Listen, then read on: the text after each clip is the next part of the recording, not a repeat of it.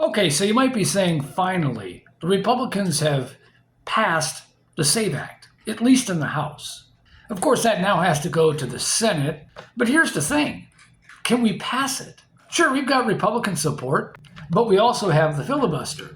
So unless we can get a handful of Democrats to sign off on it and say, yeah, this is a good thing for America, the SAVE Act may never see the light of day. Despite all the arguments that the Democrats want to make about making it more difficult for Americans to vote, to me it's just a ridiculous argument.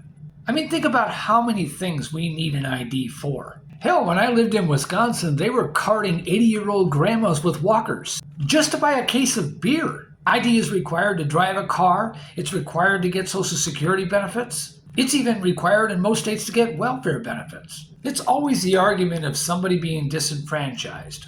It's always about singling out a group of people that are going to be somehow hurt by this. Look, at the end of the day, our elections are important. We need to make absolutely sure that there is absolute integrity in our elections. We need to make absolutely certain that every vote is counted properly. Both sides have accused each other of cheating in elections. They can say all day long there's no evidence of voter fraud. But if we're really being honest with ourselves, we all know there's voter fraud. Maybe it's not even rampant, but does that even matter?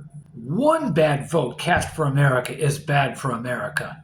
One bad vote ruins the whole process. Because if you can have one bad vote, you can have 100 bad votes. And if you can have 100 bad votes, you can have 1,000 bad votes. We all know that in any other situation where there's a loophole, someone will use it. Regardless of what side of the aisle you happen to be on, the SAVE Act is important. And once the SAVE Act gets up to the Senate, we should be able to pass the bill. And every single American who cares about the elections should want to ensure that the integrity of our elections is good. You really have to ask yourself, what's the harm in requiring an ID to vote? Other than we're going to just simply verify that the person voting is legitimate. The only reason that you would be against voter ID would be because you want to cheat. I don't think asking someone to show an ID to verify that they are actually eligible to vote is a bad idea, no matter how you look at it. And not only should the SAVE Act pass, every single American ought to be for it.